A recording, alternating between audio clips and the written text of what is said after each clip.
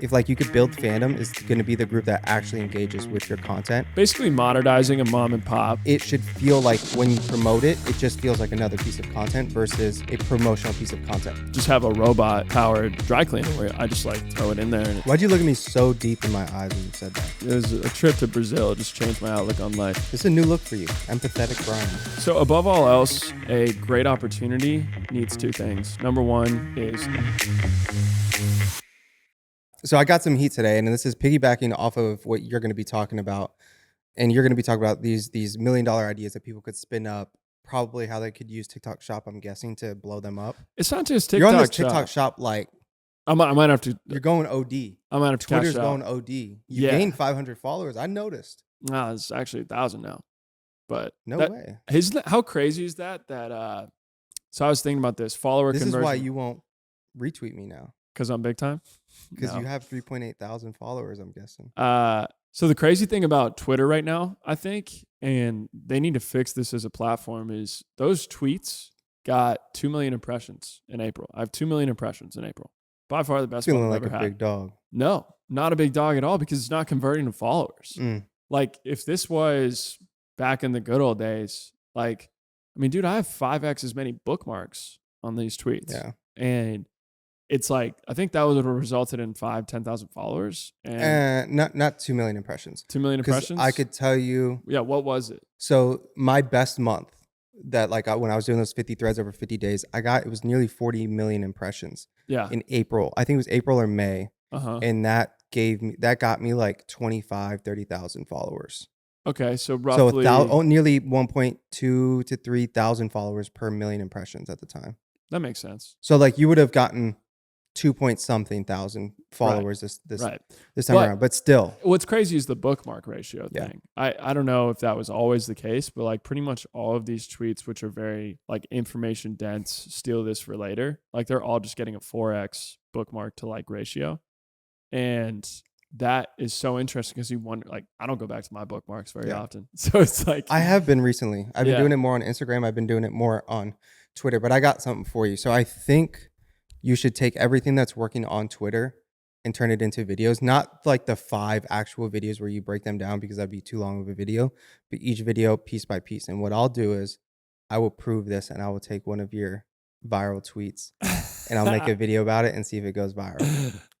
And I'll do that. I will say what's been interesting on my end is so we had that Barbie thread go wild a long time ago. Yeah. And I took the exact same hook structure, and every single successful tweet, I've used the exact same hook structure. What is it? So the hook structure is statement, which is backed up by numbers, like headline statement, which was, the real genius behind Barbie's marketing budget wasn't the $150 million.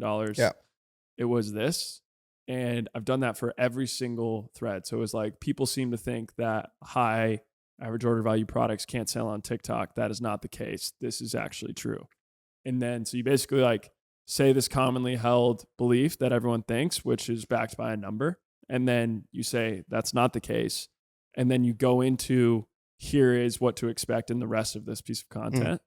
And so by setting that stage, you keep people to the end, I think, because a lot of these, like you do that summary tweet at the end of it, which is like the TLDR, the too long didn't read. And that one will have like a super strong engagement rate because that's what all people are saving at the end of reading all of those different. You want to know why it also has a very high engagement rate? Because that's what shows on the feed, right? Yeah, I know. Seen that, but I don't know. Anyways, man, I mean, the deal flow from those tweets has been so outrageous. Yeah. And it's really interesting because our buddy Tommy has been going crazy viral on IG, picking up, I mean, not crazy viral, but like picking up substantial amount of followers from being at 0.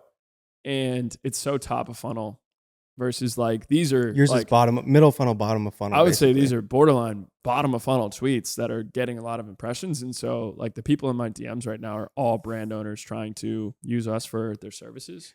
It's actually a mix of top of funnel, middle funnel, and bottom funnel. Like it's a combination of all three because the creative is top of funnel.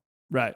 Yeah. Your breakdown and what you're talking about is middle funnel, bottom of funnel, but the creative as the hook, the visual hook, is top of funnel, which works. It definitely has radicalized me to think though, like the place like Twitter, I mean, we've talked about this a million times. Like Twitter is simply not where you build an audience anymore. No. It's like they've completely just disabled people's ability to like really grow out of control on there. It's where you connect with certain people. Yeah, I mean, it's That's all great it is for. It's like a more effective LinkedIn Yeah. to me. But Yeah. and then an interesting thing is like the one that I posted yesterday had the exact same Ratio. Everything was the same, and if you like busted out to like, okay, if this had the same amount of views as the other ones, it actually was outperforming, but it just didn't get the amplification. Yeah, it sometimes happens. It's odd. It's weird. What's the nuances that I've noticed from growing on Twitter to now really growing on Instagram is, with Twitter, we're like thinking of hooks in 3 to 4 sentences, Yeah. right? It's like this, then this, but this. Right. So here's what you're going to learn. And on Instagram, it's like, so this is what you're going to learn. That is the hook. Right. Yeah. Right. For me is this is good content versus what is it? You just set the stage immediately. Yeah. It's like, this is good content versus bad content running edition. Yeah. This is Olipop's $300 million marketing playbook. And like, yeah, because I did my first like 3-4 videos. I think I did like Yeti or something like that. And like, I took what I did on Twitter and just replicated it for IG, and it didn't perform well. Like, not that it didn't perform great. It didn't perform great. It just got minimal traction. It hit the algo and then just plateaued. Versus now, it's almost immediate. By using these kinds of hooks, I'm getting people to the value. Like, from attention to time of value is like this 3-second bridge, 2-second bridge that like my hook transitions these people to. And what do you think about in relation to the visual thumbnail of your hooks? Like, how much are you putting into that first image that you put green screen behind you? A lot, because I'm always trying to make it recognizable. So, for example, yesterday I did like Apple's copywriting playbook. And instead of taking something that is actual copy from Apple or an ad, I use Steve Jobs. Right. Just to set the tone of Visual like, this is Steve association. Jobs and we're talking about Apple. You don't have to have sound on to know what I'm going to talk about. Right. And if you see like, a lot of the screenshots were of MacBooks and all that shit, it's like, if you just see that, you don't really have enough context to know what this is about. You at least know this is going to be Apple. And then the key is putting that visual hook as well of like, it says Apple's copywriting playbook, and I'm leaving that on the screen for 3 seconds so that you know that's what I'm going to talk about, like the text. So adding those two things, but like I've kind of dialed it in. So if you look at my last 14 posts, I've dialed it in script writing, hooks, and pacing. And so if you look at my last 14 posts, there isn't a post that doesn't have 10,000 views. Mm-hmm. This, just in the last, I think it's like 16 days at this point, I've reached 752,000 people on IG. Yeah. So like this will probably be the first month I cross 1 million impressions. Yeah. Your first 30 days span that I crossed 1 million impressions and added nearly 10,000 followers in the last 16 days. Yeah. So like but now the part that I think is interesting is, and I was talking to Kane Calloway about this, building up a follower base and building up a fan base is very different. Yeah. Where I think, because I look at somebody like Marcus Milioni or George Heaton, I'm like, they've built up a fan base. Right. That fan base, I think, has really changed from, okay, I'm building up this audience. How do I get them to love me? How do I get them to trust me? How do I get them to feel like they're part of the journey? That's where I think like this vlogging and this BTS really comes into play. That's like why, Rudy, for example, is like vlogging all of today, all of what we're doing is so that I could share those things too. And now it feels like they're in my circle. They're like one of my close friends. I'm going to tell you something, super interesting was, so I made this video about Bandit running. Mm-hmm. I don't know if you saw it, but it was like brands doing marketing right, Bandit running. All of a sudden I get a DM that's like, yo, I'm going to add you to from Bandit running, saying, yo, I'm going to add you to my close friends so you can see the BTS of our campaign. And I was like, is this like a marketing move? Like, are you just adding me to everybody to the close friends and sending this? And he was like, no. Like, this is actually something we do just for our paid members. So if you're a paid member of Bandit running, then they add you to their close friends and you get like exclusive content. You get exclusive deals. Like, you get the behind the scenes all day. So I screenshotted everything they shared and it was like, it was the coolest shit, dude. Like, they were at a studio, like doing a full shoot for a new product line. Mm-hmm. And they were breaking everything down that they were doing and like bringing me completely behind the scenes. So I think there's something there too of using close friends and broadcast channels. And we're going to actually write about this this week or next week about like there's a lot of ideation around using those to like for your 1,000 true fans, right? Yeah. And it's almost like that saying of 80% of your revenue will come from like 20% of your um of like your top customers. I think the same thing applies to your fan base and your follower base. Is like 20% of your audience is, if like you could build fandom, is going to be the group that actually engages with your content. Yeah. Whereas like you feel like you have this community that you're creating for, but you have to build that bridge. I think more of this BTS vlog style content is that bridge. Something that's really fascinating is people with large audiences that don't have a physical product to monetize. Yeah. And it's interesting that you're going towards community. It seems like everyone eventually drifts towards that. Yeah. And a lot of people would have told you conventional wisdom says take that community off Instagram. And yet Instagram is actually building tools for creators to go ahead and build those 1,000 true fan communities Yeah. on their platform and engage with them in a different way. It's almost as if Instagram heard feedback. I'm sure they do. You know what I'm Yeah. saying? Like they get all they Yeah, Mosseri, the CEOs like everywhere on social, and so they definitely are building these tools so that people can actually keep their communities and monetize communities on the platform, because the next stage for them, I mean, they've reached critical mass of users, so they have to continue to create better tools for creators.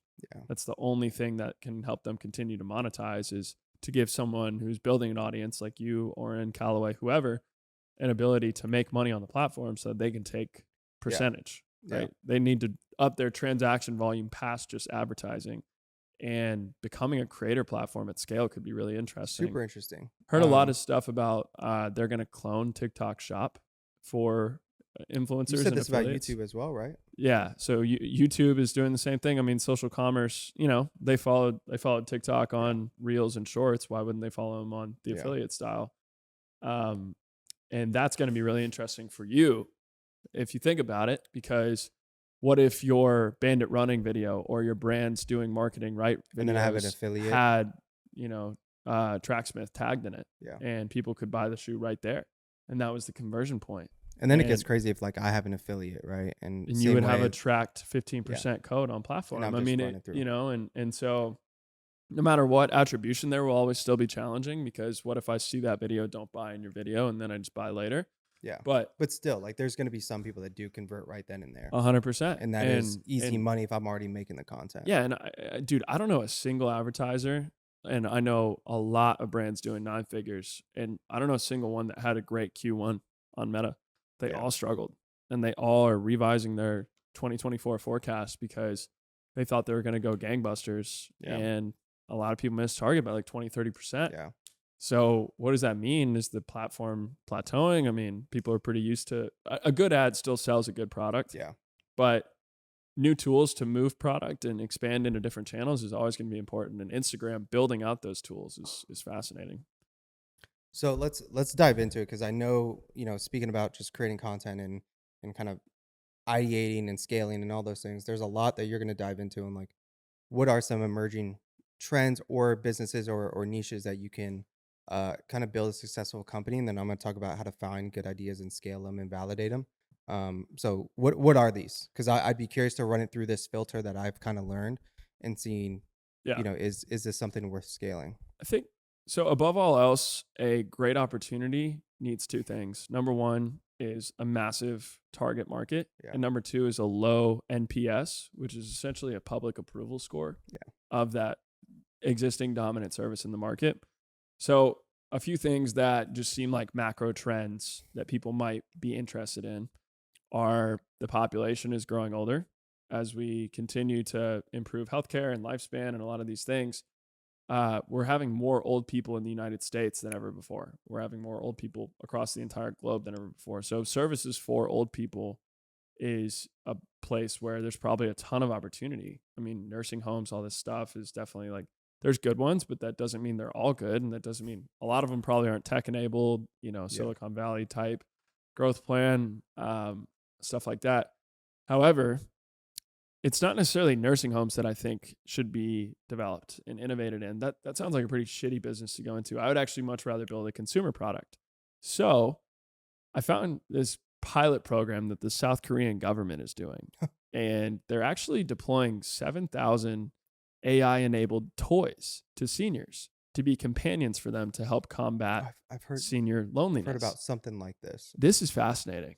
And so these toys are going out, and these toys are going out, and they're gonna be basically like the senior's number one friend, and they're just gonna be able to communicate back and forth with them. Is this digital or like a legit physical? You're friend? holding a toy, like it's like this anime character plush toy. It's crazy, and it's just got Chat GPT in there, so it can respond to you when you ask it shit.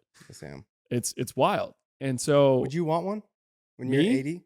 when I'm 80, I mean, I think the concept is that these people have definitely lost a lot of mental skills, Yeah. and maybe they are affected by dementia, or maybe they just, dude, a lot of these poor folks don't have families that come visit them more than once every couple months, and like senior loneliness is a huge challenge that is not easily solved. This is a new look for you, empathetic Brian. I'm trying to be more relatable. This is a new look too. Yeah. It was a trip to Brazil just changed my outlook on life. Yeah. No, I'm kidding. But yeah, so I think that's one that I would be curious to look at is these kind of like, what are these tools that are combating senior loneliness with AI? And it sounds crazy right now. Watching 2029, what that market looks like, it's going to be massive. Yeah, I don't know how I feel about it yet, but I do understand the market for it. Here's it's one my of those take. things that's like I haven't adopted Yeah, to that idea Right. yet, but my take on it is AI girlfriends are coming. it's already happening. They're already everywhere. Plenty of dudes, Simp Nation is out here just paying $29.99 for their I AI listened to something girlfriend. recently about that. And I think it's, why not do something that actually helps people in need rather than, and that would be extremely lucrative. I mean, I can't imagine a better consumer than someone who's got just retirement money like on deck. So that's one that I thought was interesting. Another one I thought interesting is life skills. So this is no secret. Like everyone kind of our generation seems to have forgotten how to do basic plumbing or anything around the house. And if there's a company that's proved out that this is actually fixable, it's Duolingo. By gamifying learning a language. They've crushed it. Yeah, it's a painful process, but because they've been able to add in streaks and different things, like why couldn't you build almost a creator-driven platform to give dad advice to millennials and Gen Zs and stuff like that? Why'd you look at me so deep in my eyes when you said that? Because I just don't think you know how to use a hammer. Hammer. I guess the baby's proof that you know how to use a hammer, but I'm saying around the house is what I'm saying. I built this office. Yeah, no. Every piece of equipment in here was hired to get built. No, that dresser over there took you 3 days, bro. I had somebody. That was TaskRabbit. That dresser was crazy. Yeah, but no, I'll fight back on that. Two things. One, my grandpa was a carpenter, and so like I was always building things. Like little things, like a birdhouse, right? Like something along those lines.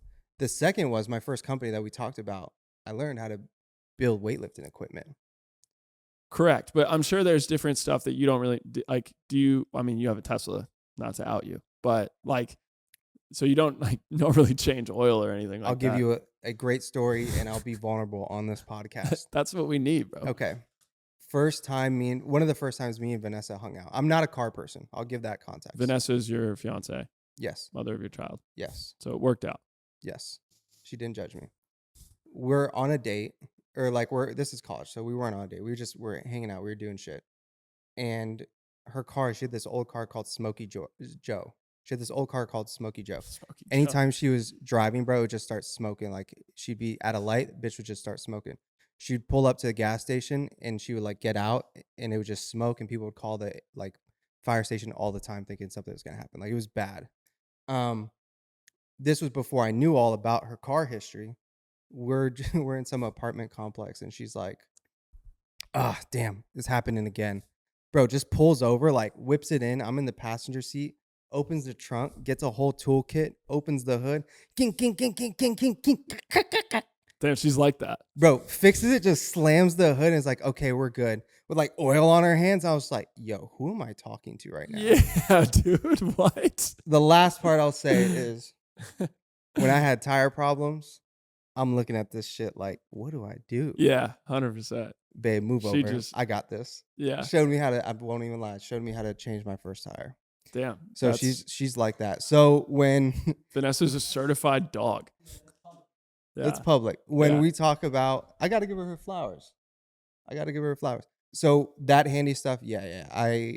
When my dad always wanted to try to get me to like change the oil with him, I always found like some excuse like that. I just do not like those things. But I'm becoming more of a car person. I mean, for sure, as you age, like you definitely want to not be Yeah. completely useless with your hands. And I feel like being able to gamify it is like the tech enabled way to teach people how to do it. There's just a TikTok account called Dad Advice from Bo.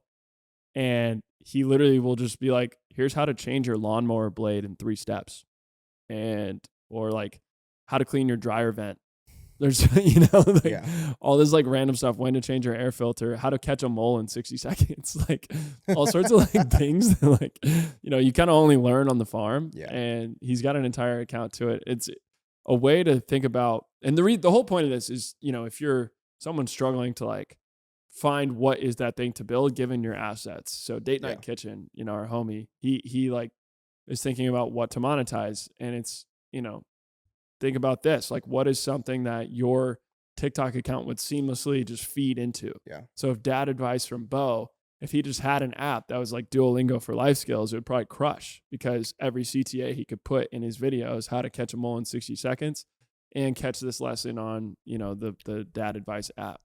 That was like, I don't remember what YouTuber it was, but there's a YouTuber who just created a ton of content around cars, right? Did it for years.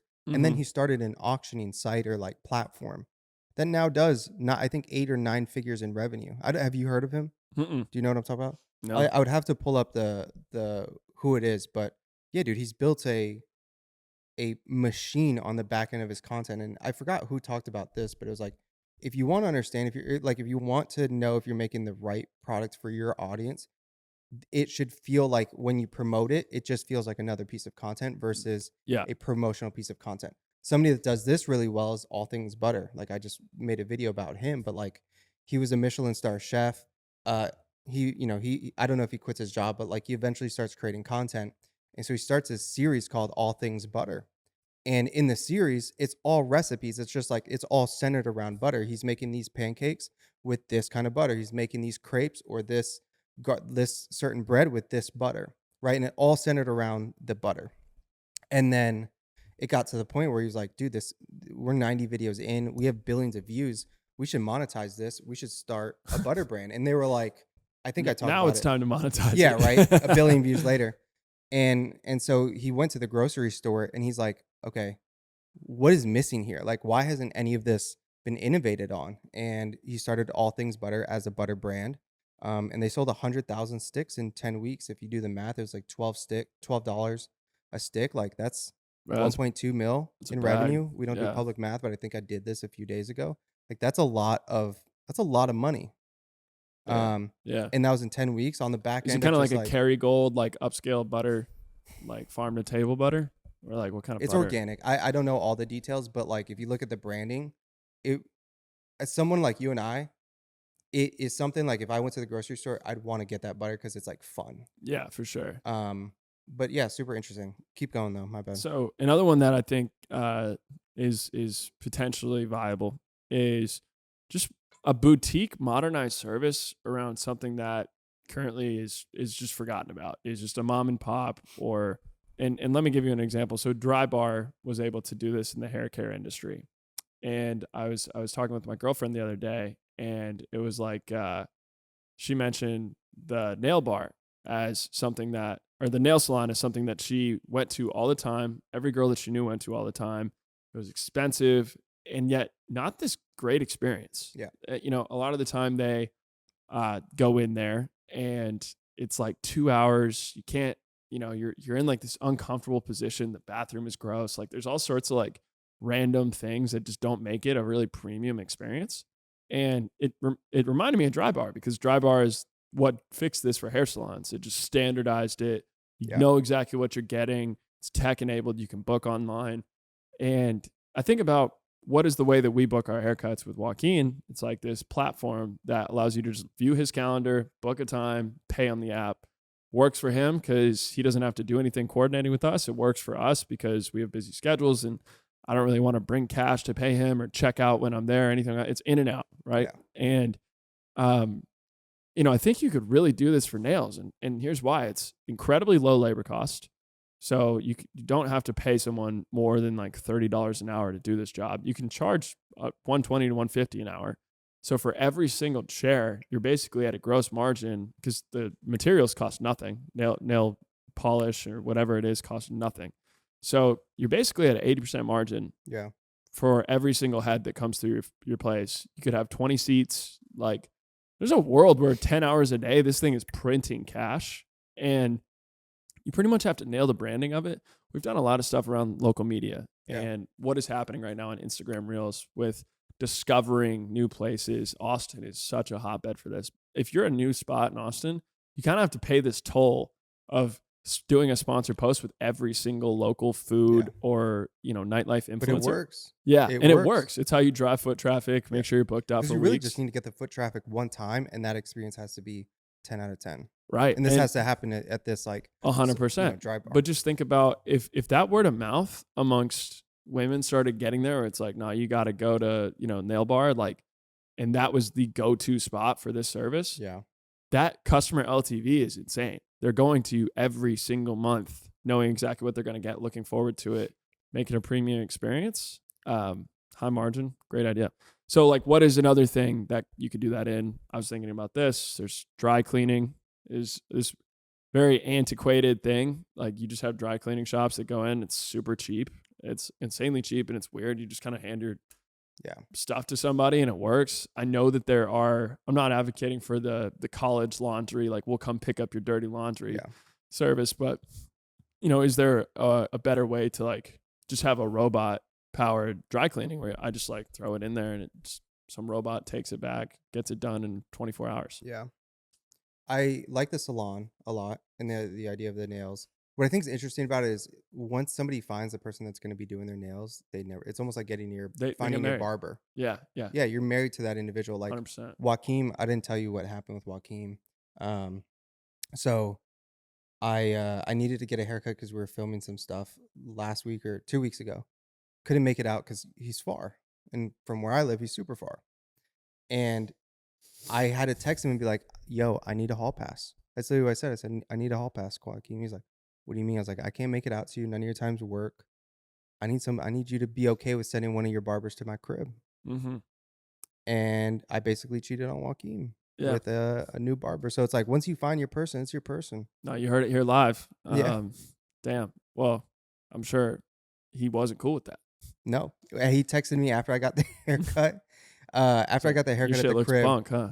No, he was like, I sent you, I gave you the bait and you took it. Just FYI. And I was like, yeah, bro, I was hungry. I needed it. That's all those skits back in the day where someone would have a rando DM their girlfriend and be like, all right, let's see if she cheats. Yeah.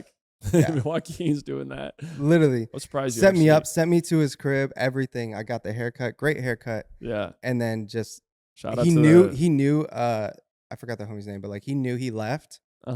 Text me 3 minutes after. He's like, okay, he's gonna cut his hair from 8 to 9. 9:05, I'm sending this text. Literally like clockwork, bro. I get that text. I'm just Slack. That's awesome. Yeah.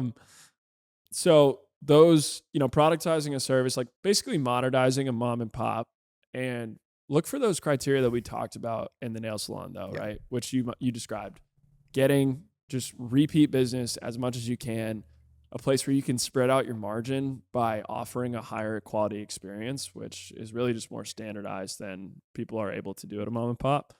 And meeting customers where they are, which, a lot of these ladies don't want to go somewhere that's dirty and just dingy and they 100%. Want something clean and upscale. That's where they go for workout classes. They want that across all these different touch points. And then, I think the last few are just events in general, right? Everything in person is, as software and information costs go to zero, and it just becomes easier and easier to not have to pay coders and tech people, and AI agents can do everything for you. Events will continue to need to be better curated. The standard is just going to need to be higher, and man, big corporate events, like big corporate conferences are just ripe for disruption. Yeah. And that's like the food is really unhealthy. You're sleeping through some boring seminar that you have to go to. Yeah. And it's interesting. I wonder if tech could potentially like get in there and make an impact. I'm not sure if that's like a VR thing, like saving up money for everyone on travel because you can just jump in the conference on the Meta Quest. That's interesting. Yeah. Like you can Tinder swipe through meetings with people that instead of having to go booth to booth, like you can opt in through like a Tinder swipe. Like my buddy had this lead gen software called Gravity, and they're still launching. They're crushing it. Launchgravity.com if you need any like funding leads or whatever. And he had a tool called Deal Revolver, and it was basically Tinder for leads, where if a company looked like a good fit, you could basically swipe left or right based on their landing page.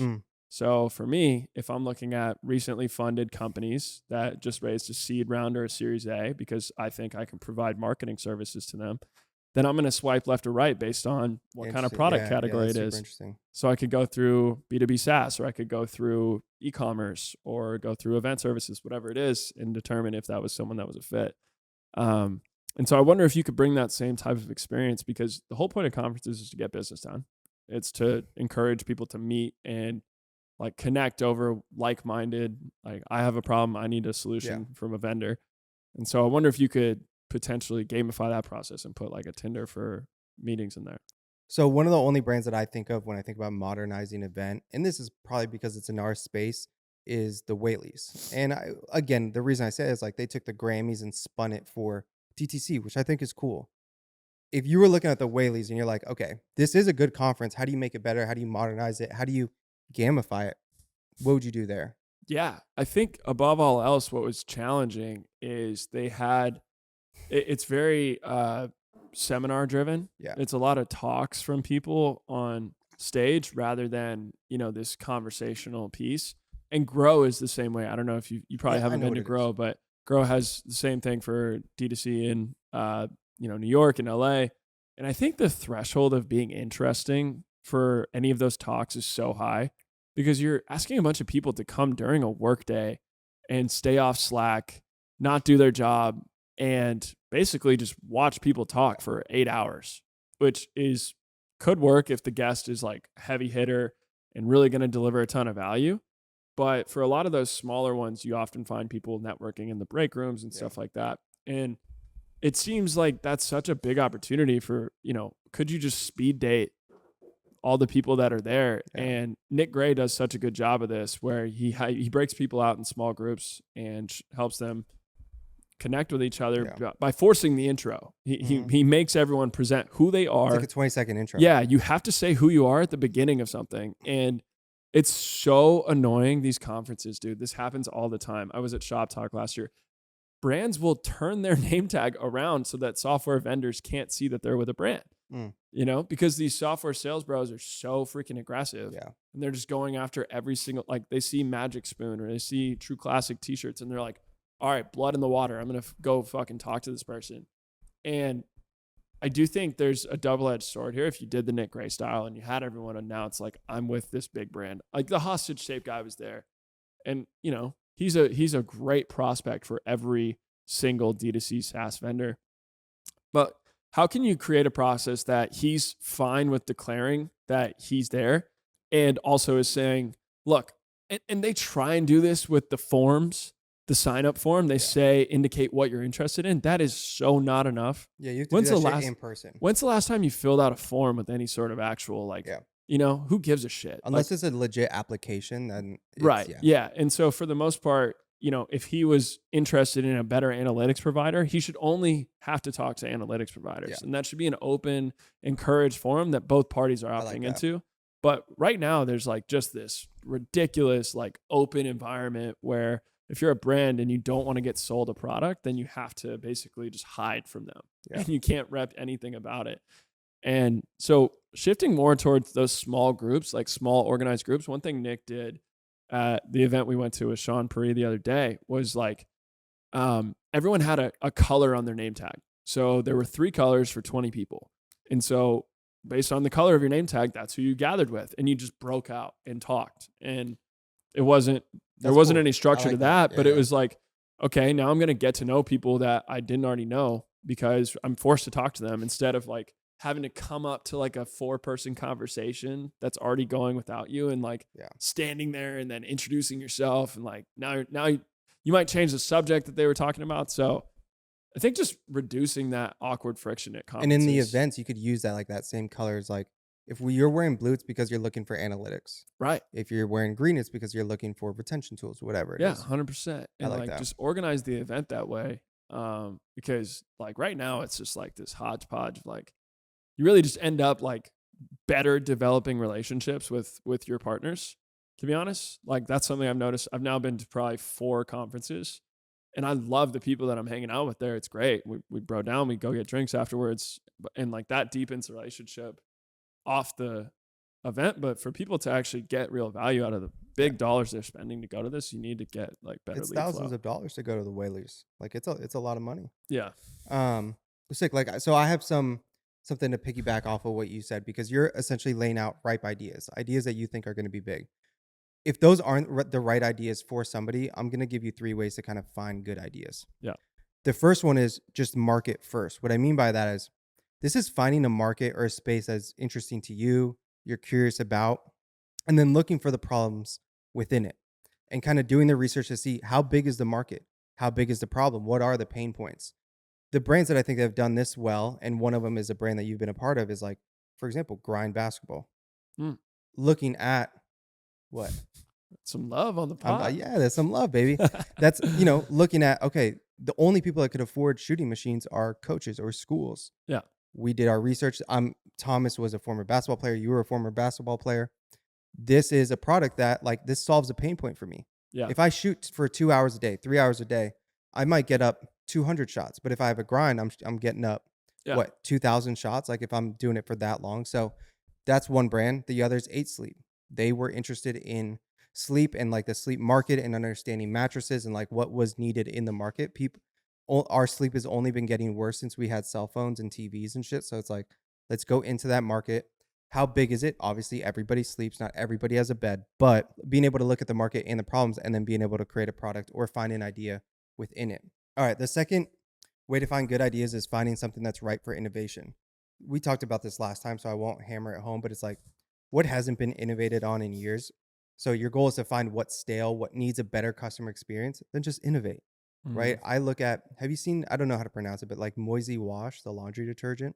Have you seen that? It's like the can. It looks like canned paint. Yeah, and then the scent too is The like scents. all like Versace stuff. Yeah, it's like all the scents and the form factor, then the scents, then the ingredients. That's looking at a market that is owned by the big guys and coming in and completely disrupting it. Another one is midday squares, right? Like looking at Hershey's bars and Reese's and all that and being like, we need better chocolate. Like chocolate shouldn't be bad for you. So we're going to make a better for you chocolate.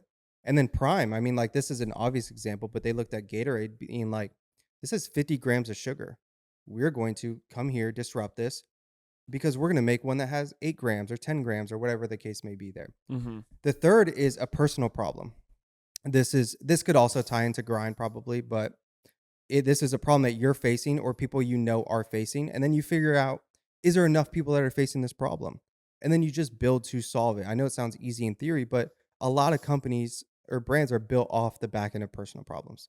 Hostage tape is one of them. Yeah. Mudwater is another one. Magic Mind is another one. All of these people dealt with a personal problem, all the founders that they wanted to fix, and they fix it. And they're like, if I'm dealing with it, there's probably a lot of other people that are dealing with these issues. So then the idea is, or then the next step is, how do you validate these ideas? There's really kind of 2 steps that I want to talk about. The first one is the obvious, and it's market research, right? There's this company called Good Dog. Have you ever heard of them? It's a marketplace for people that want dogs and it's a marketplace for people that want dogs and breeders.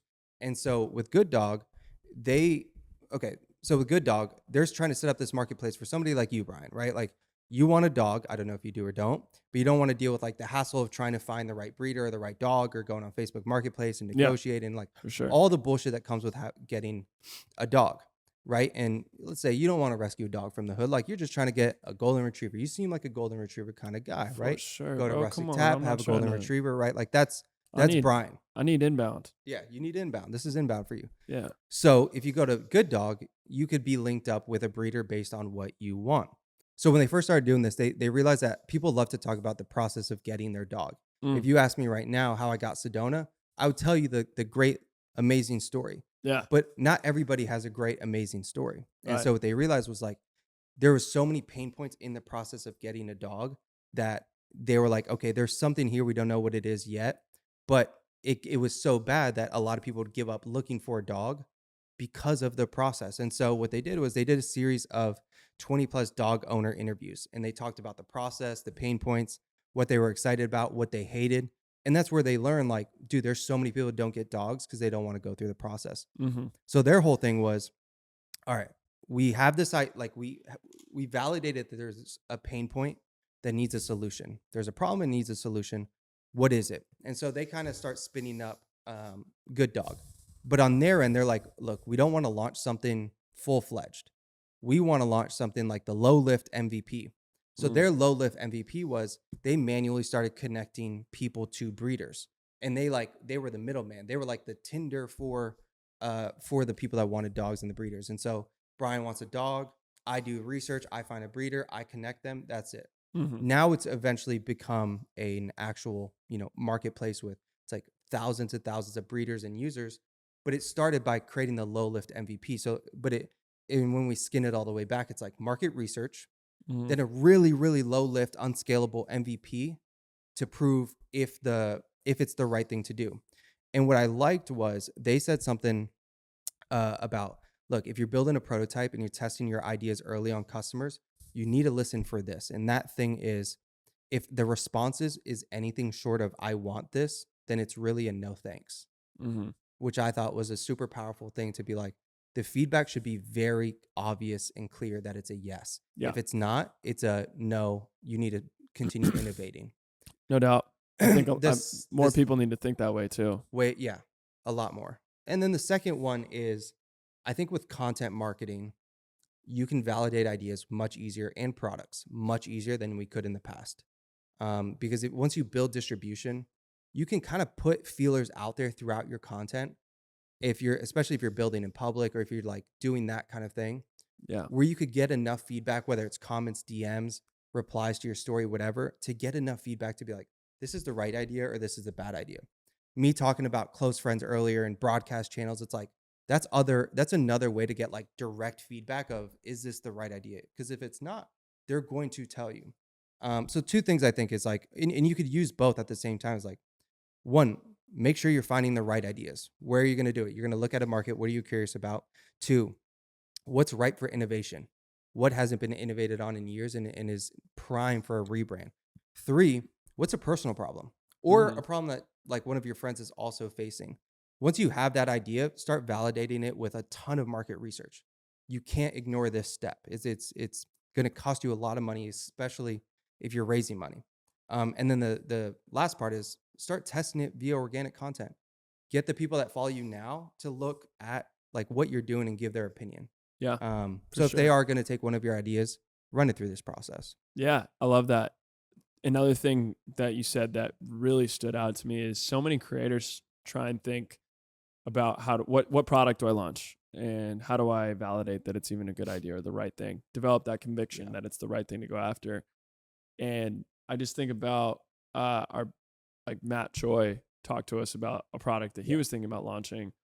And one way that he was going to validate that it was something in demand was to talk about the problem over the course of his content for a while before he even thinks about launching the product. And so from doing that, all of his followers are going to say, I also share this problem. Man, if only there was a solution for it, yada, yada, yada. And that helps you, to your point, have people begging in your comments. They're not directly saying, I want this, but they're saying, I wish it existed. I wish this existed. And you can launch something from way better than just zero. At that point, you know that people want the product. Honestly makes me even more bullish on what he's going to launch. That's going to be crazy. But that's all I got for today, bro. Yep. That's a wrap on today. I feel like I liked us kind of free flowing at the beginning, a little bit of banter, then kind of diving into it. But, and let us know if that's something y'all like too. Cause I mean, we're trying to make this podcast as digestive for the audience as possible and easy to learn. As always, leave a review, please, if you enjoy the pod.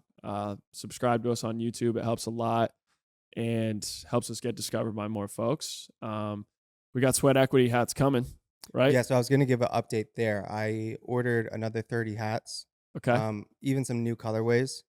They're getting shipped right now, and then I'm going to send them to my friend Tristan, who's going to design them, and then we'll start shipping them out. Yeah, and that merch store will be live by the time y'all look at this. Well, we still got to send some out to the people that did the reviews. Right. But this will be, we'll get but that then you Shopify rolling. Yeah. So that's another one. Like you want to talk about having demand for product. Yeah. The amount of comments and DMs we get Let me get one of those. for the shirt, for the hats, of just like organically happening because I'm wearing it in a clip or you're wearing it in a clip. Yeah.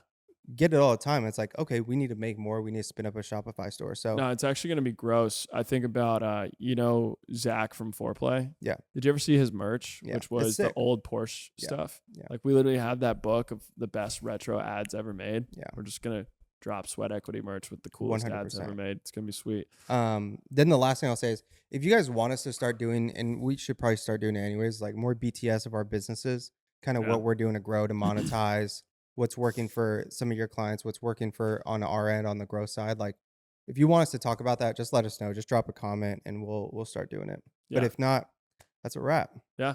We'll catch y'all next week. Peace.